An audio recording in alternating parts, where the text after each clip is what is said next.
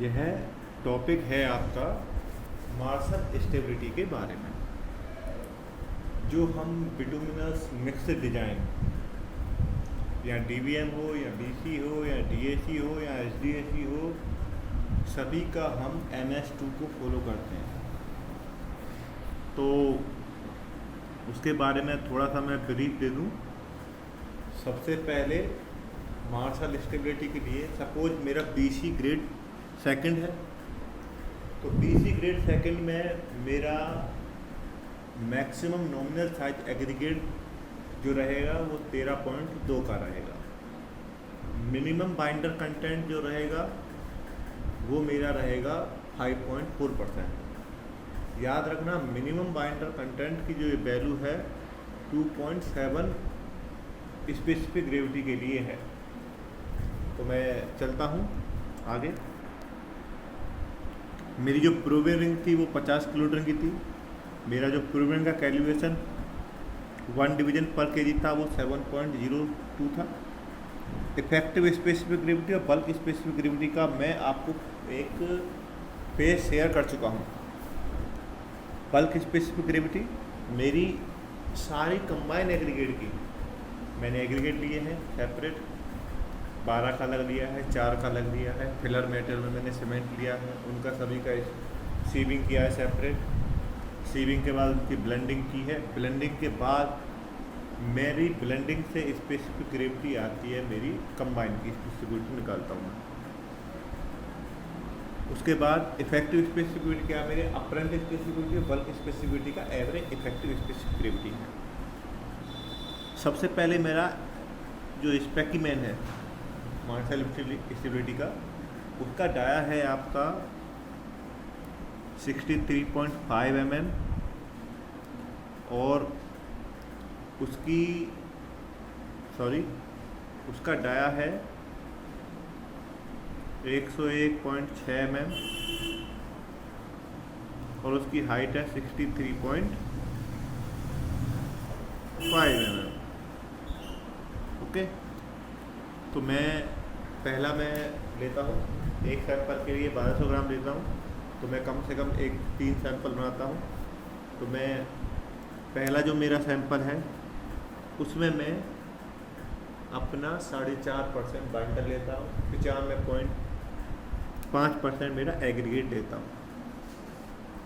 Specific मैं perform कर चुका हूँ बिटुमिन का, वो मेरा होता है maximum specific gravity of loose mix. यह इसको मैं बोलता हूँ GMM। इसका ASTM 2041 के अकॉर्डिंग या IRC 111 के अकॉर्डिंग में परफॉर्म करता हूँ।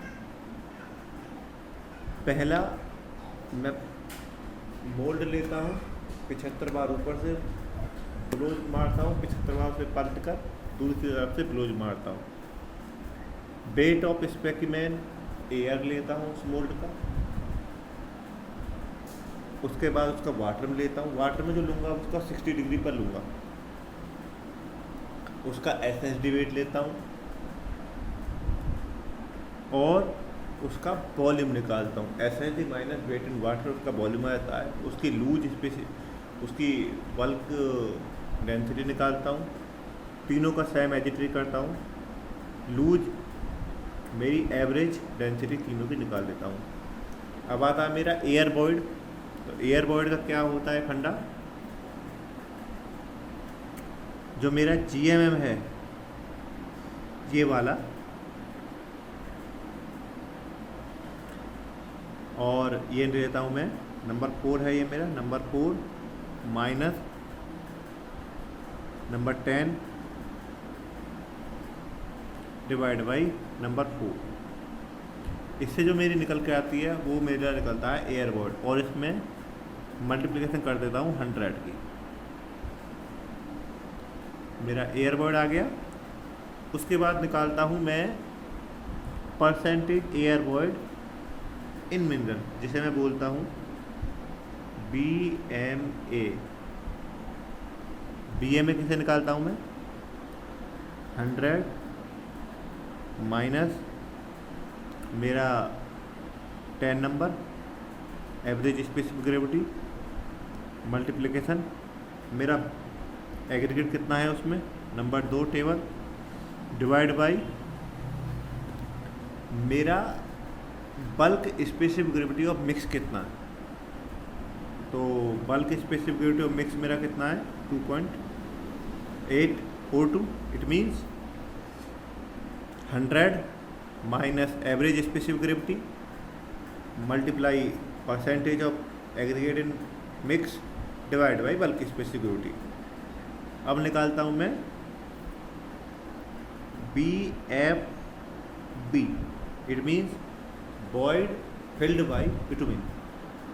ऐसा कैसे करता हूँ, BMA minus air void BA divide by BMA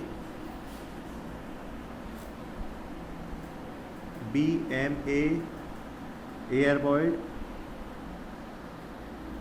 divide by BMA multiplication 100। इसके बाद मेरा जो अपरेटस है उसको मैं सीधा रख देता हूँ मार्शल स्टेबिलिटी में। उसको मार्शल स्टेबिलिटी में जो उसका रेट होता है वो होता है 50.2 mm पर मिनट के रेट से वो चलता है। उस पर मैं वैल्यू नोट करता हूँ प्रूविंग की, उसका कन्वर्जन फैक्टर होता है, उससे मल्टीप्लिकेशन करके ये वैल्यू आती है। करेक्शन क्या होता है, अब ये जो हमारा एक MS2 है उसमें एक टेबल गिवन है, उसमें इसमें करेक्शन का गिवन है कि इतना वॉल्यूम रहेगा, इतने से इतना वॉल्यूम रहेगा, तो एक करेक्शन फैक्टर है, तो उससे मल्टीप्लिकेशन करते हैं। ये एवरेज निकालता हूँ, मार्शल फ्लो वैल्यू मेरा डायल गेज देता है, ये उसका एवरेज होता है मार्शल फ्लो वैल्यू का। एक ये हो गया। ऐसे ही 5 पर करता हूँ, 5.5 पर करता हूँ, 6 पर करता हूँ, 6.5 पर करता हूँ, इनको ले लेता हूँ। ये वैल्यू मेरी हो गए। ये average air void in mineral BFB, ये stability value and flow value. Okay, अब इनसे मैं ग्राफ ड्रा करता हूँ।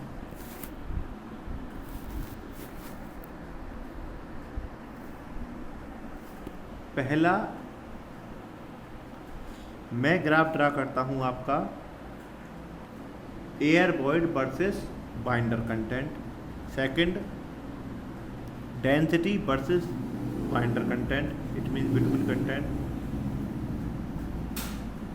Bitumen content versus stability, bitumen content versus flow, bitumen content versus BFB, bitumen content versus PM।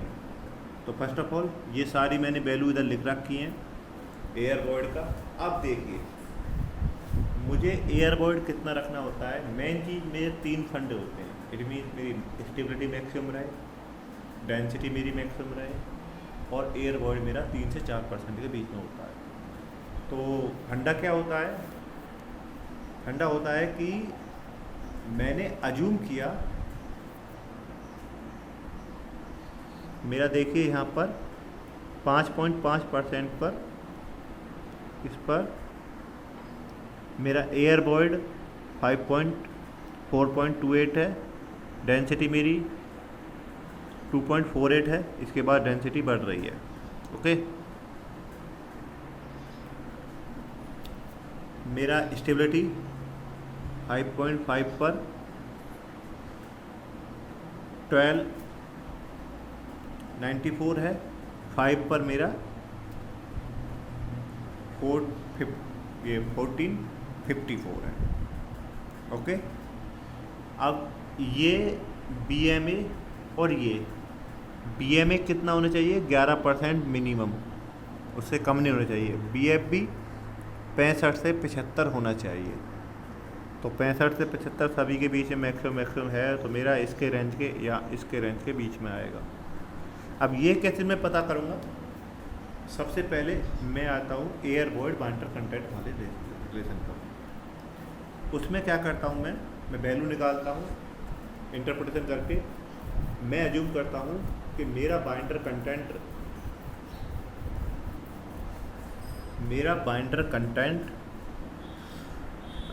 मेरा बाइंडर कंटेंट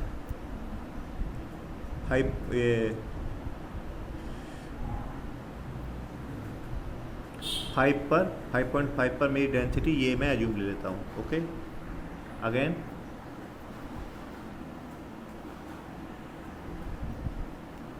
और 5 पर मैं ये स्टेबिलिटी की वैल्यू ले लेता हूँ। ओके, दो वैल्यू हो गई मेरी, एक होगी मेरी 5.5, एक होगी मेरी 5। अब मैं देखता हूँ इस ग्राफ में जाकर कि मेरी वॉइड रेशो 4 से 3 से 5% किसके बीच में आएगा। तो मैं इंटरप्रिटेशन करता हूँ, इसके बीच में 3 से 5% इसके बीच में आ जाएगा, तो मैं 4 से 5 के बीच में लेता हूँ। तो 4 से 5 के बीच में मैं देखता हूँ कि मेरा 4% बाइंडर कंटेंट किस पर आएगा। तो इन तीनों वैल्यूओं का आपका 5.5 + 5, अब सपोज कीजिए मेरा 4 आ रहा है, वो समथिंग 5.61 के बीच में आ रहा है। इन तीनों का एवरेज लेकर मैं अपना OBC निकालता हूँ, ऑप्टिमम बाइंडर कंटेंट। उस पर मैं तीनों चीज़ें चेक करता हूँ कि मेरा फ्लो वैल्यू क्या है, मार्शल स्टेबिलिटी वैल्यू क्या है, डेंसिटी कितना आ रहा है। उसके लिए मैं अलग से कास्ट करता हूँ, मैं डेंसिटी कितना आ रहा है, BMA कितना आ रहा है, BFB कितना आ रहा है, एयर वॉइड कितना आ रहा है, सारी चीज़ चेक करता हूँ। चेक करने के बाद मैं सर्टिफिकेट करता हूँ कि मेरा ये ओके हो गया। Okay, thank you.